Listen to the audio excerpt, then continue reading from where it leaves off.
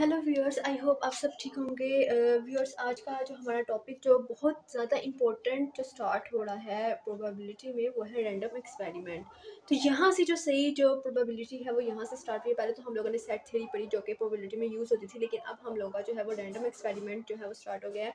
सबसे पहले तो आपको प्रोबेबिलिटी में समझने के लिए रैंडम एक्सपेरिमेंट को समझना जरूरी है कि रैंडम एक्सपेरिमेंट होता क्या है। तो सबसे पहले तो आपको ये 3 टर्म्स का पता होना जरूरी है, इसमें एक्सपेरिमेंट का, ट्रायल का और आउटकम का। सबसे पहले तो आपको एक्सपेरिमेंट का पता होना जरूरी है कि एक्सपेरिमेंट होता क्या है। अ प्लान्ड एक्टिविटी और process whose result yield a set of data. वो प्लान्ड एक्टिविटी जो कि वो प्रोसेस जिससे हम लोगों को, अगर हम लोग कोई भी सेट ऑफ डाटा लेते हैं, ठीक है, और हम लोग उसके बारे में कोई भी एक्सपेरिमेंट जो है वो परफॉर्म करते हैं और एट द एंड हमें कोई रिजल्ट जो है वो फाइंड आउट जो है वो हो जाता है, तो ये सारा प्रोसेस हमारे पास जो कहलाता है वो क्या कहलाता है, एक्सपेरिमेंट कहलाता है। इसके बाद जो नेक्स्ट है वो है ट्रायल है। वो क्या है, एक single performance of experiment is called trial. एक दफ़ा जो हम एक्सपेरिमेंट को जो परफॉर्म करते हैं वो ट्रायल कहलाता है, ठीक है। एंड आउटकम क्या होती है, the result obtained from an experiment और a trial is called outcome. वो रिजल्ट जो हम लोग एक्सपेरिमेंट से हासिल करते हैं या हम लोग ट्रायल से हासिल करते हैं, वो हमारे पास क्या कहलाती है, आउटकम कहलाती है। तो स्टूडेंट्स, रैंडम एक्सपेरिमेंट को समझने के लिए सबसे पहले तो आपको ये 3 टर्म्स का जो है जानना है, वो बहुत ज़्यादा ज़रूरी है, जो कि जिसकी मैंने प्रॉपर डेफिनेशन जो है वो यहाँ लिखती है। आप चाहे तो इसको कॉपी कर लें। तो स्टूडेंट्स, ये हमारे पास जो है वो रैंडम एक्सपेरिमेंट की जो प्रॉपर डेफिनेशन है वो है जो मैंने यहाँ पे लिखती है। An experiment which produces different results. वो एक्सपेरिमेंट जो प्रोड्यूस कर रहा है डिफरेंट रिजल्ट्स इवन था it is repeated a large number of times. चाहे हम जितनी दफ़ा भी, जितनी लंबी दफ़ा हम लोग उसको रिपीट कर लें एक्सपेरिमेंट, लेकिन जो रिजल्ट्स हैं उसके डिफरेंट आ रहे हैं, वो डिफरेंट प्रोड्यूस कर रहा है। लेकिन कंडीशंस क्या हैं, essentially similar conditions. Condition same है, लेकिन हम उसको ज़्यादा दफ़ा उसको रिपीट कर रहे हैं और रिजल्ट्स हमारे पास डिफरेंट आ रहे हैं और कंडीशंस क्या हैं, सिमिलर, सेम है। तो वो हमारे पास क्या कहलाता है, रैंडम एक्सपेरिमेंट कहलाता है। मैं फिर बताती हूँ वो एक्सपेरिमेंट स्टूडेंट्स जिसमें हम लोग जो है एक सिमिलर कंडीशंस पर जो है हम लोग एक्सपेरिमेंट है उसको रिपीट करते जा रहे हैं लार्ज नंबर ऑफ टाइम्स, काफ़ी दफ़ा, लेकिन रिजल्ट्स डिफरेंट आ रहे हैं लेकिन कंडीशंस सेम है। तो वो हमारे पास कौन सा एक्सपेरिमेंट होता है, रैंडम एक्सपेरिमेंट होता है। जैसे फॉर एग्जांपल, जब हम लोग टॉसिंग अ फेयर कॉइन, तो इसकी एग्जांपल्स में हम क्या लिख लेते हैं, the tossing a fair coin. जब हम एक कॉइन को टॉस करते हैं, अब देखें कॉइन के ऊपर या तो हेड होता है या फिर टेल होता है, ठीक है। ये दो हमारे पास जो होती है ना, इसकी आउटकम्स होती है, या तो हेड होता है या तो टेल होता है। लेकिन अगर मैं इसको एक दफ़ा थ्रो करती हूँ, एक दफ़ा उसको टॉस करती हूँ, तो मेरे पास तो कभी हेड आ जाएगा, फिर नेक्स्ट टाइम मैं उसको टॉस करती हूँ, मेरे पास कभी टेल आ जाएगा। अब देखिए कंडीशंस तो सेम है, क्वाइन ही है हमारे पास, उसमें दो ही आउटकम्स हैं, हेड एंड टेल, लेकिन क्या रहा है, रिजल्ट्स जो है वो डिफरेंट जो है वो प्रोड्यूस होते जा रहे हैं। और मैं उसको लार्ज टाइम्स कर सकती हूँ, यानी मैं उसको 10 दफ़ा भी कर सकती हूँ, मैं उसको 15 दफ़ा कर सकती हूँ, मैं उसको 20 दफ़ा टॉस कर सकती हूँ, लेकिन रिजल्ट्स हर दफ़ा मेरे पास जो है वो डिफरेंट आ जाते हैं, ठीक है। लेकिन क्या होता है, कंडीशन सिमिलर होते हैं, तो ये मेरे पास क्या कहलाएगा, रैंडम एक्सपेरिमेंट कहलाएगा। इसी तरह से अगर मैं एक जो डाई होती है, डाई जो है वो इस तरह से होती है, अगर आप देखें कभी, ये दिस कॉल्ड डाइस। जब हम इसको जो सा है ना थ्रो करते हैं, ठीक है, अब देखिए इसके ऊपर और भी बहुत सारे नंबर होते हैं। एक नंबर होता है, यानी इस तरह से होती है हमारे पास, कभी 1 नंबर होता है, 2 नंबर होते हैं, 3 नंबर होते हैं, इस तरह 4 होते हैं, सॉरी, यानी इस तरह से हमारे पास होते हैं। यानी कभी मैं उसको जब थ्रो करती हूँ, कभी 1 नंबर आ जाता है, कभी 2 आ जाते हैं, कभी 3 आ जाते हैं, कभी 4 आ जाते हैं, यानी कि हर दफ़ा जो रिजल्ट है वो डिफरेंट आता है। अब मैं उसको काफ़ी दफ़ा कर सकती हूँ, मैं चाहे तो उसको थ्रो 5 दफ़ा कर लूँ, 10 दफ़ा कर लूँ थ्रो, लेकिन रिजल्ट्स जो हैं वो मेरे पास डिफरेंट आएंगे। लेकिन कंडीशन मेरे पास एक ही है कि मैं एक डाई है उसको मैं थ्रो कर रही हूँ, उसके ऊपर वही नंबर्स रहेंगे 1 2 3 4 5 एंड 6, लेकिन रिजल्ट्स जो हैं वो डिफरेंट प्रोड्यूस करता है जब मैं उसको थ्रो करती हूँ, यानी एक एक्सपेरिमेंट में करती हूँ। तो ये मेरे पास क्या कहलाएगा, रैंडम एक्सपेरिमेंट कहलाएगा। आई होप स्टूडेंट्स आपको ये समझ आ गया होगा कि जो इसकी एग्जांपल्स हैं वो मैंने लिख दी है, the tossing a fair coin and the throwing a balanced die. The throwing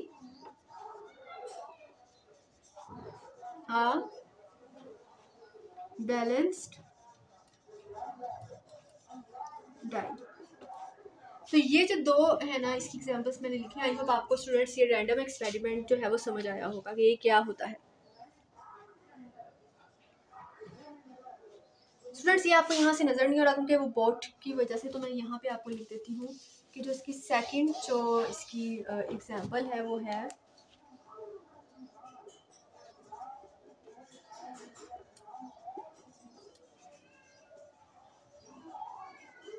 balanced. तो ये मैंने इसकी एग्जांपल्स जो है वो लिख दी हैं यहाँ।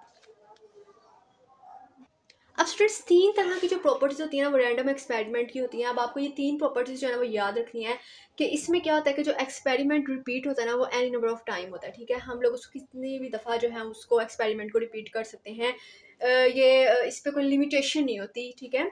एंड सेकंड एक्सपेरिमेंट हैज़ 2 और मोर आउटकम्स, यानी जो एक्सपेरिमेंट में जो हम लोग को आउटकम्स मिलती है तो वो 2 होती हैं, 2 से ज़्यादा होती हैं, 2 से कम नहीं हो सकती।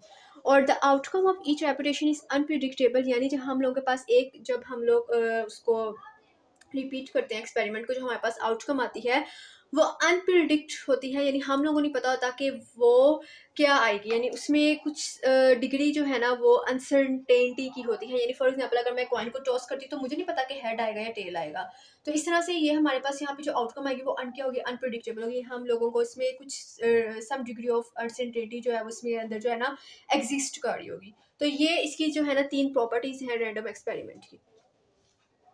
अब स्टूडेंट्स जो हमारा नेक्स्ट है रैंडम एक्सपेरिमेंट के बाद जो हमारा नेक्स्ट जो टॉपिक है वो है सैम्पल स्पेस। अब जो सैम्पल स्पेस है ना ये भी प्रोबेबिलिटी में बहुत ज़्यादा जो है ना ये टर्म यूज़ होती है, व्हाट इज सैम्पल स्पेस या फाइंड आउट करें sample space.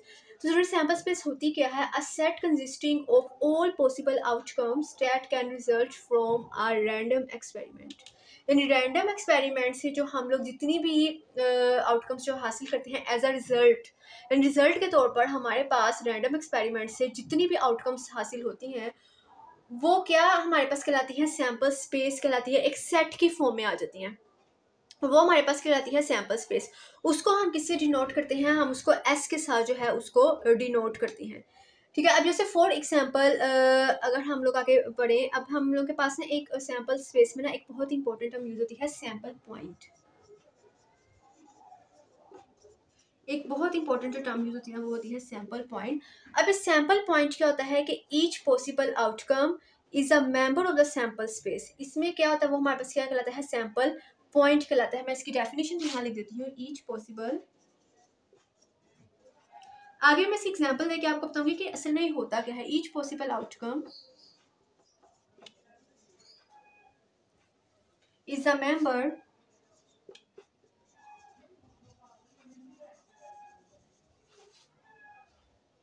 of the sample space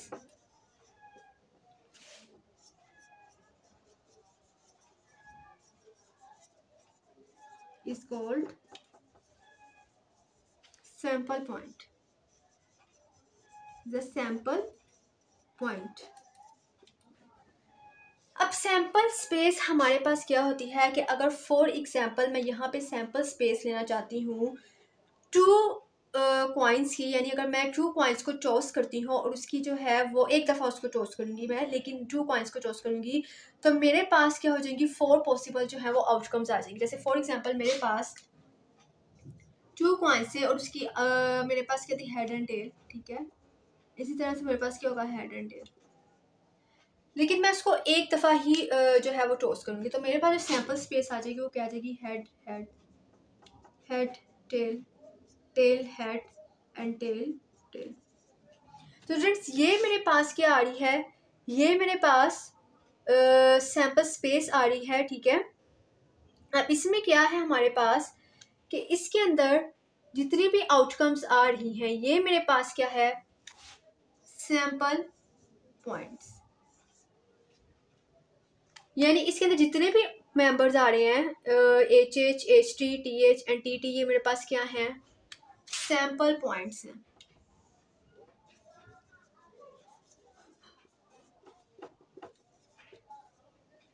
I hope students आपको सैम्पल स्पेस की और सैम्पल पॉइंट की जो है वो समझ आ गई होगी। अगर आपको इसमें नहीं समझ आई तो आप कमेंट बॉक्स में कमेंट कर सकते हैं। और स्टूडेंट सैम्पल स्पेस में एक बात आपको याद रखनी है कि हम जो सैम्पल स्पेस होती है ना, हम उसको कार्टेशियन प्रोडक्ट से भी फाउंड कर सकते हैं। कार्टेशियन प्रोडक्ट के बारे में भी मैंने एक मुकम्मल जो उसके ऊपर एक्सप्लेनेशन है वो दी हुई है, आप मेरी पहली वीडियो को देख लीजिएगा। मैं उसका जो लिंक है वो डिस्क्रिप्शन बॉक्स में लिख दूंगी। लेकिन आप देखिए कि हम इसको जो सैम्पल स्पेस है ना, उसको हम लोग कार्टेशियन प्रोडक्ट से भी फाउंड कर सकते हैं। जैसे फॉर एग्जाम्पल मेरे पास डाई को जब थ्रो करती हूँ तो मेरे पास जो आउटकम्स आती है वो आती है 1 2 3 4 5 एंड 6। अब अगर मैं इसका कार्टेशियन प्रोडक्ट ले लूँ A क्रॉस A, तो ये मेरे पास किस तरह से सारी की सारी आउटकम्स आ जाएंगी।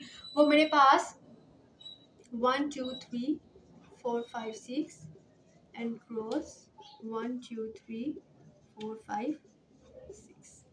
अब अगर मैं इसकी सारी जो है कार्टेशियन प्रोडक्ट लेती हूँ तो मेरे पास एक पूरी सैम्पल स्पेस आ जाएगी, जो कि बहुत ज़्यादा एक लॉन्ग जो है उसकी शक्ल इख्तियार कर जाएगी।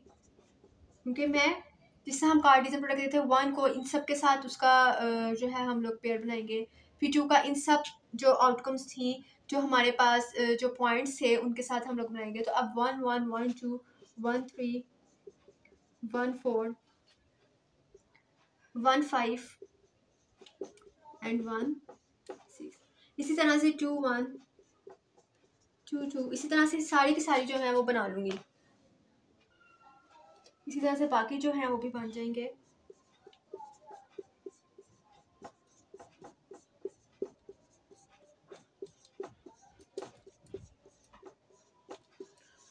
तो स्टूडेंट्स ये मेरे पास जो है पूरी एक सैम्पल स्पेस बन गई है जब मैंने जो है कार्टेशियन प्रोडक्ट लिया है। जब मैंने एक डाई को जो है थ्रो किया तो मेरे पास जो आउटकम्स आती हैं वो 1 से लेके 6 तक आती हैं। तो उसका जब मैंने कार्टेशियन प्रोडक्ट लिया तो वो मेरे पास जो उसकी सैम्पल स्पेस बनी है वो क्या है, वो सारी सारी है। अब इसके अंदर जो जितने भी ये सारे आपको ये सबसेट्स नजर आ रहे हैं, सारे के सारे मेरे पास सैम्पल पॉइंट्स हैं। ठीक है, तो आई होप स्टूडेंट्स आपको ये सैम्पल स्पेस और सैम्पल पॉइंट्स की जो है वो समझ आ गई होगी। और अगर हम इसको काउंट करते हैं सारी सैम्पल पॉइंट्स को जो हमारे पास आउटकम्स भी कहला रही हैं और सैम्पल पॉइंट्स भी कहला रहे हैं,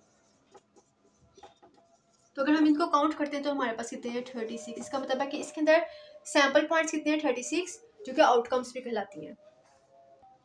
आई होप स्टूडेंट्स आपको मेरी वीडियो अच्छी लगी होगी, और अगर आपको उसमें किसी भी स्टेप की समझ रही है या कोई भी पॉइंट या कुछ भी आपको समझना है तो आप कमेंट बॉक्स में कमेंट कर सकते हैं। स्टूडेंट्स मेरी वीडियो को लाइक ज़रूर कीजिएगा और मेरे चैनल को सब्सक्राइब करना मत भूलिएगा, ताकि आपको मेरी आगे आने वाली वीडियोस की नोटिफिकेशंस मिलती रहें और मैं इसी तरह से काम करती रहूँ। Thank you so much for watching my video. Good bye.